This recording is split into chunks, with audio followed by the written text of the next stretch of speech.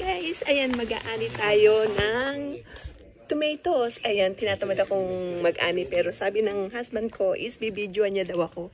Kaya, ayan, napapayag niya ako. Let's go. Pitasin na natin ang ating mga tomatoes. Ang pupula, oh.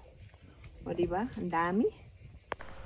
Okay, tayo na. Umpisa na natin ang pamitas ng kamatis. Ayan, sabi ng asawa ko is wag daw ako maingay kasi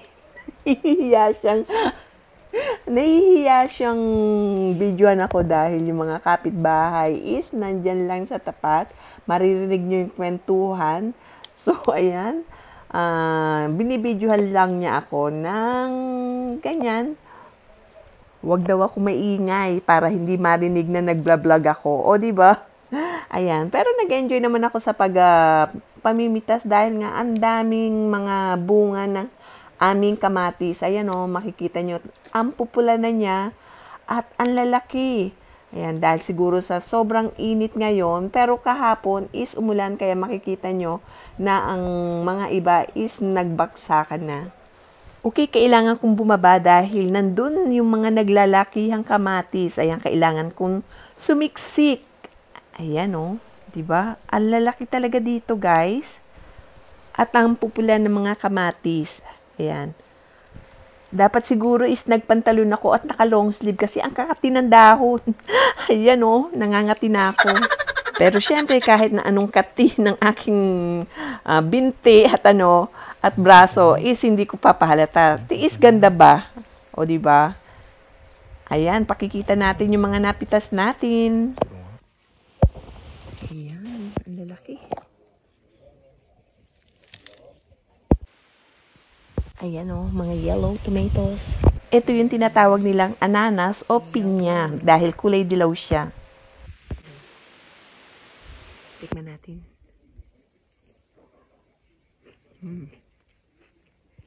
Masarap.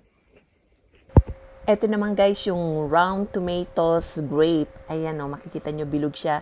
Hindi ko pa pinitas yung buo niya dahil meron pang hilaw so inisa-isa ko. So dahil sa ang gaganda nila at ang bibilog ay hindi ko maiwasan tikman. Napakasarap nito at napakatamis guys dahil sariling tanim at walang halong chemical. Habaan siya. Diba? Ito guys yung Roma tomatoes, malaman siya. Oblong yung shape niya at talagang iilan lang yung seed niya. Kaya maganda to sa tomato paste. Ayan o, kumpulan. Ayan, iba't ibang klaseng tomatoes ang tinanim ko guys. Ito naman is cordobop o yung parang shape ng heart ng ox. Ayan. So makikita nyo malalaki siya at mapupula. Sabi, hitik na hitik ang ating kamatis.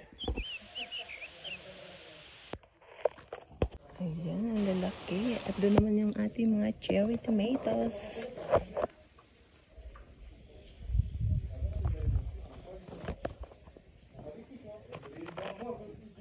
Ayan o guys, tignan nyo, ang pupula at ang lalaki, di ba? Kaya, ang daling napuno ng aking basket. Ayan, dito pa oh, ang dami. Di ba? Puno na yung aking basket.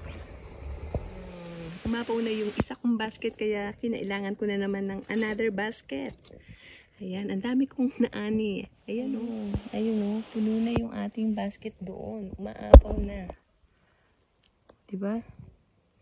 Ayan pa yung mga kukuhanin ko. Ayan, nagbabaksakan na yung mga puno dahil sa bigat ng mga bunga. Ang dami. Ayan, habang namimitas ako is inaangat ko na rin sila at itinatayo para hindi siya sumayad sa lupa. Ayan, kagaya nito. Ang hirap iangat. Ayan o, diba? Kumpulan kasi yung mga bunga. Ating grape tomatoes. Ang dami. Dumumi na yung daliri ko sa dami ng naani ko. Ito oh, kumpulan, di ba? Sarap nito. Pinagpapawisan na ako sa pag-aani ng ating kamatis. Yan na yung pangalawang basket. So, yan na yung ating naaning dalawang basket na tomatoes. Ayan oh, marami pa. lalaki. 2 basket ng red tomatoes. Ito na yung ating mga aning kamatis. Oh, ang lalaki. Ayan, oh.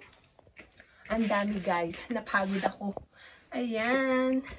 Ang ating 2 basket ng tomatoes. Okay, hanggang dito na lang po. Ito po si Stella. Bye-bye.